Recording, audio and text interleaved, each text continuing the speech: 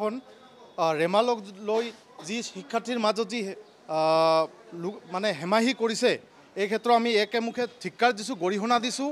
এই ক্ষেত্ৰত যি হাৰত মানে ৰেমালৰ যি গতি, এই গতিত একচুৱেলি আমাৰ জিলা প্ৰশাসনে বন্ধ ঘোষণা কৰিব লাগিছিল স্কুলসমূহ।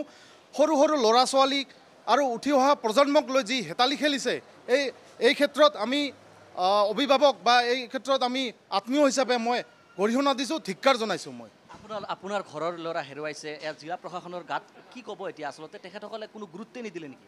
হয়, অকল চাৰ্কেল অফিচাৰে মোক ফোন যোগে জনাইছে যে ক'ত আছে, কেনেকুৱা আছে, কি অৱস্থাত আছে, কিন্তু কোনো ধৰণৰ আহি যে অলপ খা খবৰ ল'ব লাগে, পৰিয়ালৰ খা খবৰ ল'ব লাগে, পৰিয়ালৰ লগত কোনো ধৰণৰ তেনেকুৱা যোগাযোগ কৰা নাই। আৰু জিলা প্ৰশাসনক মানে হেমাহি যি আমাক ৰেমালক লৈ কৰিছে, আমি কিন্তু খুবেই মৰ্মাহত, আমি খুব দুখ পাইছোঁ। আৰু অনাগত দিনত যাতে এনেকুৱা ঘটনা নহয়, আজিৰ পৰা যাতে জিলাখনক বন্ধ ঘোষণা কৰিব লাগে। যি ছাত্ৰ ছাত্ৰীক লৈ হেমাহি খেলিছে, আমি খুবেই মৰ্মাহত। আৰু শিশু আৰু বিদ্যা নিকেতনৰ স্কুলৰ ফালৰ পৰা নিজাববীয়াকৈ বন্ধ ঘোষণা কৰিব লাগিছিল, ময়ো অনুভৱ কৰিছোঁ। আৰু অসম চৰকাৰ অকল ধুবুৰী জিলাই নহয়, সমগ্ৰ অসমে বন্ধ ঘোষণা কৰিব লাগে। অকল বঙাইগাঁও হ'ব পাৰে, আমাৰ ধুবুৰী জিলাত একেবাৰে খোলা। গতিকে মই ধুবুৰী জিলা সম্পূৰ্ণৰূপে স্কুলসমূহ বন্ধ ঘোষণা কৰিবলৈ অনুৰোধ জনাইছোঁ। তেওঁ পেলভিক বনত দুটা জেগাত ফ্ৰেকচাৰ আছে। পেলভিক যিটো আমাৰ হিপ জইণ্ট বুলি কওঁ, তাৰ যিটো পেলভিক বন, তাতে দুটা জেগাত ফ্ৰেকচাৰ আছে। আৰু ব্ৰেইনৰ চিটি ৰিপৰ্টটো ওলোৱা নাই।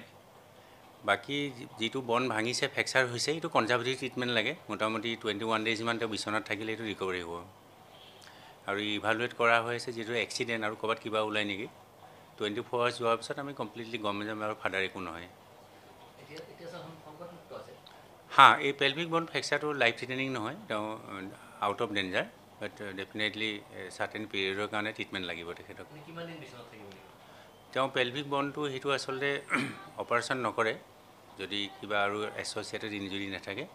আৰু বেড ৰেষ্ট মিনিমাম 2 উইকছটো তেওঁ বিচনাত থাকিব লাগিব।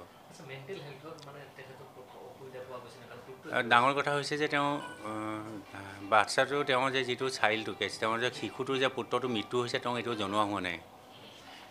তেওঁ বিচাৰি আছে যে বেলেগ হস্পিটেল আছে বুলি কোৱা হৈছে। এইটোৱে ট্ৰেজেডি, তাক এতিয়াও জনোৱা হোৱা নাই, কাৰণ তেখেতে ফিজিকেলি এতিয়া ঠিক নহয়, লাহেকৈ জনাব লাগিব। চ' ডেফিনেটলি তেখেতে এংচিয়াছ হৈ আছে, কিন্তু পুত্ৰ মৃত্যু হ'ব পালে হয়তো আৰু এটা শ্বক আহিব।